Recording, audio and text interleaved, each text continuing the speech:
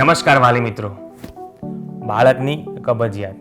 ક્યારેક ને ક્યારેક આ સમસ્યા આપણે આપણા બાળક માટે અનુભવી જ હશે.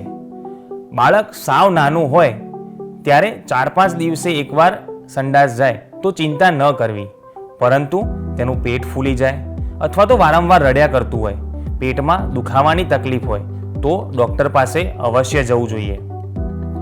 બાળકના 6 મહિના બાદ ખોરાકમાં શરૂ થતી અનિશ્ચિતતા એ આનું મુખ્ય કારણ છે. તો બાળકની કબજિયાત માટેના ઉપાયમાં શું કરી શકાય?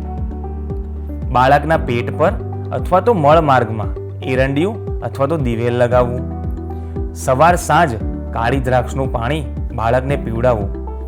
જો બાળક 1 વર્ષ કરતાં મોટું હોય તો 7 થી 8 કાળી દ્રાક્ષ લેવી. બાળકોના કબજિયાતનું સર્વોત્તમ અને નિર્દોષ ઔષધ છે ગરમાળાનો ગોળ. સવારથી સાંજ પલાળી રાત્રે મસળીને ગાળીને એ પાણી બાળકને પીવડાવી દેવું જોઈએ. આનાથી કબજિયાત, કરમિયા, અપચો વગેરે જેવી તકલીફોમાંથી રાહત મળે છે. આ ઉપરાંત બાળકના રોજિંદા જીવનમાં પ્રવાહીનું પ્રમાણ વધારવું જોઈએ.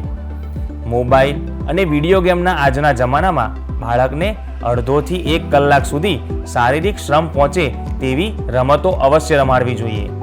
આ ઉપરાંત વધુ તકલીફ લાગે તો આયુર્વેદ ડૉક્ટરનો સંપર્ક કરવો જોઈએ. ધન્યવાદ.